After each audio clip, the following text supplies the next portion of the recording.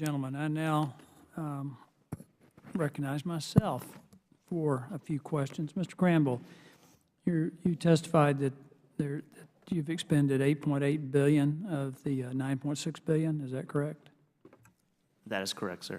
So you only have $800 million left in the fund? That's a large number, but yes, sir, 800 million. Yeah, that is a large number. But it also indicates that the program is virtually shut down. It is wind down. We have less than 1% of all dollars from TARP, a $475 billion program left to deploy. Yes, sir. Ms. Romero, is that number consistent with what the IG has found? Well, that's what has left the U.S. Treasury, but the money's not been spent. So if you think about it this way, when we investigate fraud or when we audit waste, those are only of spent money. The money's protected. There's $2 billion that's left unspent in the program. So there's still $2 billion out, but there's $800 million left in Treasury. I just want to get that straight. Yeah, for my purposes, whatever's sitting in Treasury is nice and safe and secure. Whatever's out there and it's going to be out there in the future, which is $2 billion, that's what I've got to watch out for. What responsibility, Mr. Cramble, do you think the Department of Treasury has for ensuring that over these last few years that this money was spent to achieve the stated purposes to help families who were homeowners keep their homes? Well, there are several measures taken to make sure that the dollars are spent. No, I'm asking you. Not on the cost. This is not a filibuster time. I want to know, what responsibility does the Department of Treasury have when you're overseeing a program like this to make sure that, in this case, administrative costs don't get out of hand? I mean, you do have an oversight responsibility. Certainly. From a administrative cost perspective, we work with them each state to look at their internal controls, but more importantly, we're working with them to make sure that dollars are being deployed. If they're having a challenge, we're working with each state HFA to make sure that their platforms are accessible to those who need it. Well, where was Treasury when you had people driving Mercedes or renting office space in the Taj Mahal? Or, I mean, I really appreciate the work of the Inspector General, but generally, if the Inspector General's coming to call, the report is not always a good report. And that's unfortunate, but it's indicative that there's a problem with oversight. And Treasury has a responsibility here. And I don't like the idea of us having to have hearings like this and then coming back and trying to fix a problem that should never have occurred to start with.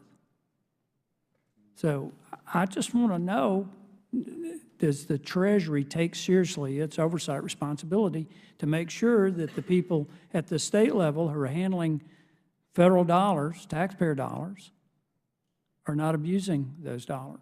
Certainly. We actually are identifying many of the items that SIGTARP has identified ourselves through our work, and then we refer it to SIGTARP for their review. But we're very focused on that, Mr. Chairman.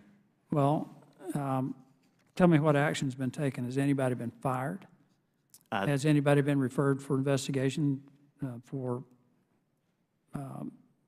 criminal issues? There are many cases where we have required the states to replace their management teams to make sure that, in the case of Nevada, for instance, we worked with their HFA to ensure that proper accountability was occurring and that He was forced to resign and paid $20,000 in severance. I mean, for crying out loud, is there anything that he could have done that would have gotten him fired? Sir, as we reviewed each situation, we offered our recommendations. And let me ask this question of the folks who administer the programs from the state level. Did Treasury provide any guidance or training to you or your agency on the use of administrative funds? Did you attend any kind of training online, in person, FaceTime? I mean, did you get any training? I know this is Varice in Nevada.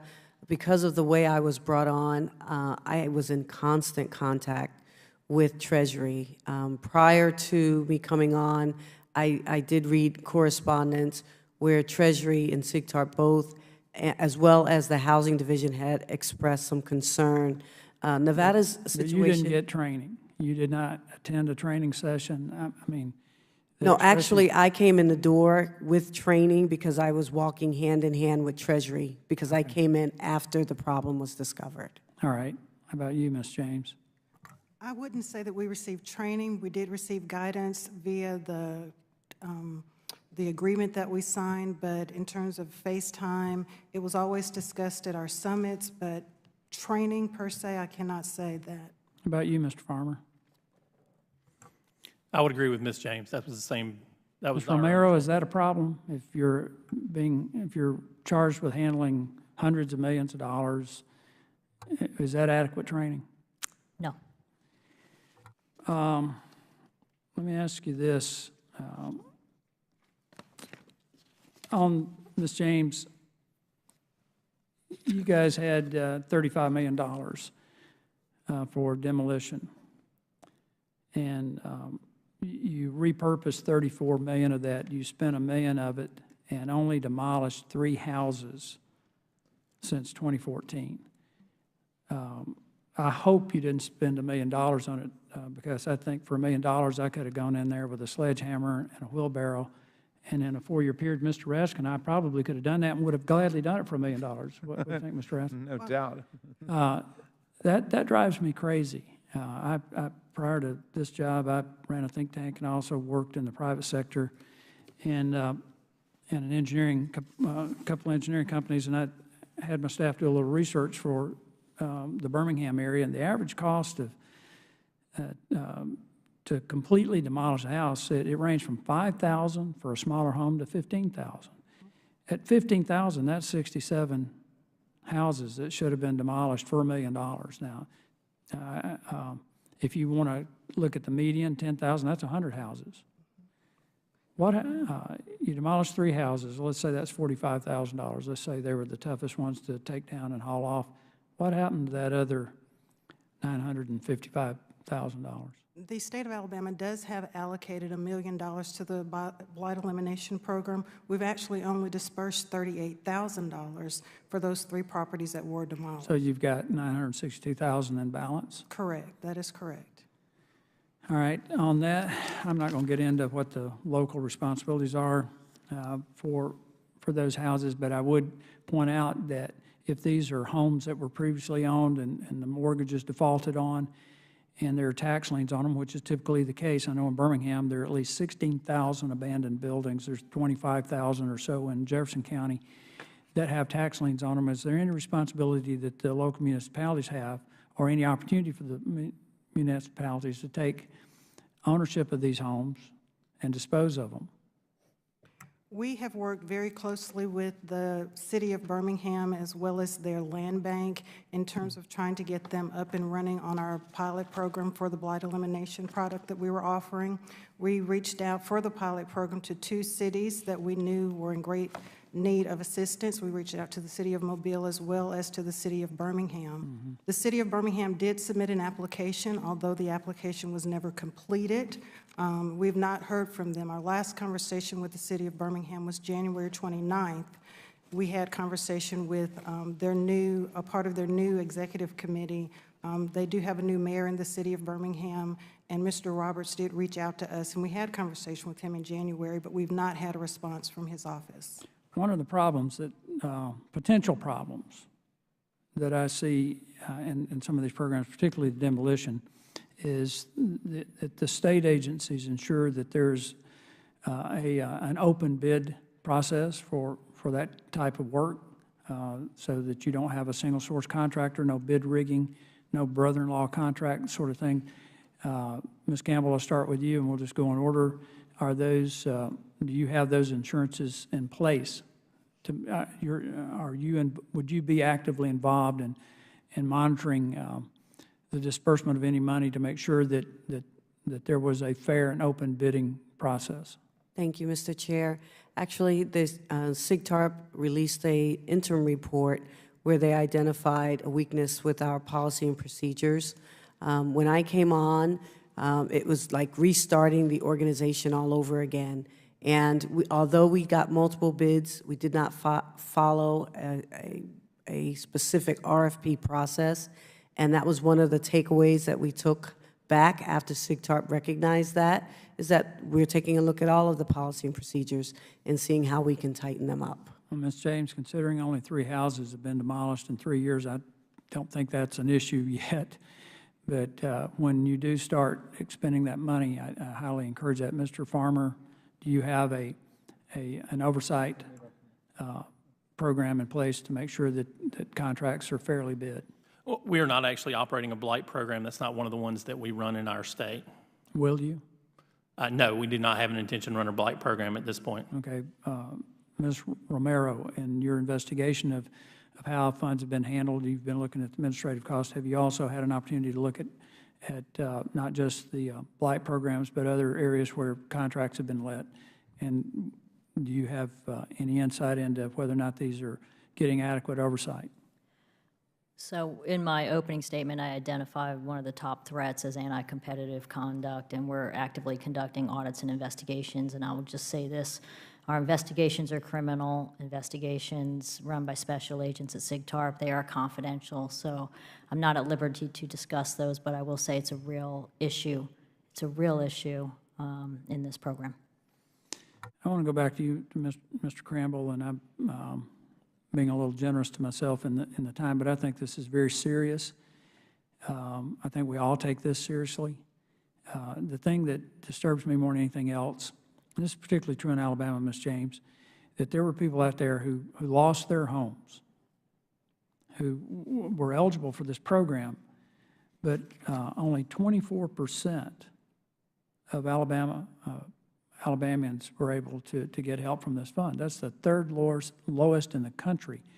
And it looks like new homeowners were given preference over existing homeowners. And from my perspective, the whole point of the program was to help people who own their homes to be able to stay in their homes. We don't make a distinction in Alabama new versus existing homeowners. Our program is open to applicants who have suffered a hardship prior to their application of the program. We do have a significantly high withdrawal rate of applications, but That's because the process is so impossibly complex and cumbersome. I mean, it's some of the same things that Ms. Romero's already testified about in Georgia and other places. What's the national average? Wasn't it like 80-something% of the first new homeowners got approved? Yeah, you're talking about the down payment assistance program. Yeah. Yeah, that's like 88%. 88%. Compared to like national average in the 40s for homeowners. Well, we're in the wind-down stage of this program, but from my perspective, particularly in Alabama, it was a failure. When 2/3 of the people who needed help couldn't get help for whatever reason, that's a failure.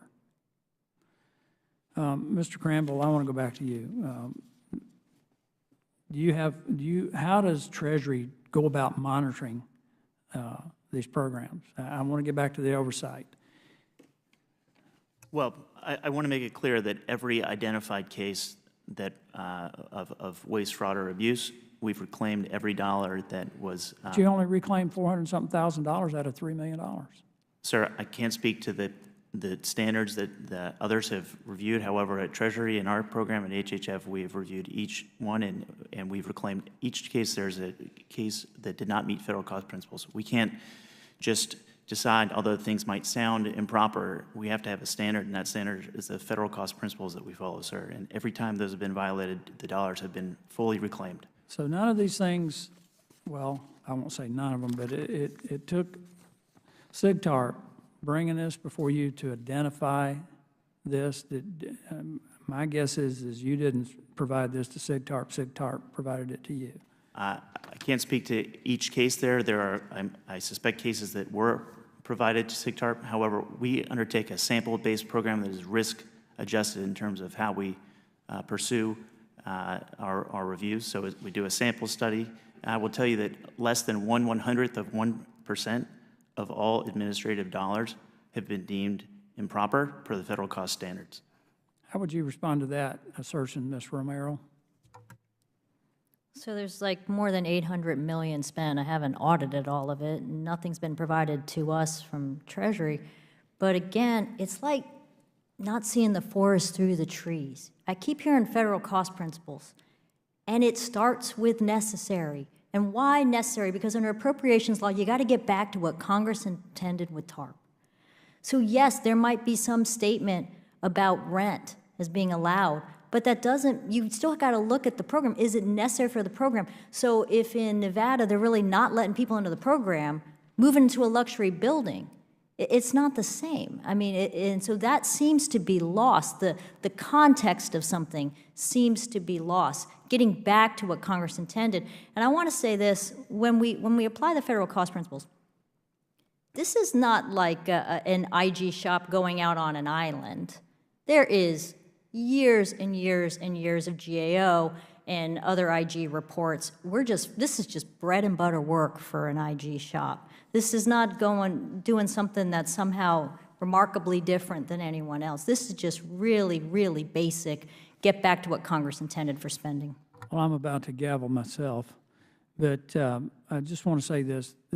One of the reasons this really, really bothers me is that we sent out $140 billion in improper payments last year, and it'll be more than that this year. And when this is obviously not in that realm, but it all adds up. And every dollar that is improperly expended, every dollar that's wasted, every dollar that's misused is a dollar that we've had to borrow and that adds to our interest burden. So I guess my concluding remark on this is that you have got to do better, and we're going to insist that you do better and that the state agencies receiving federal money do better. For that, I recognize Mr. Grothman, the gentleman from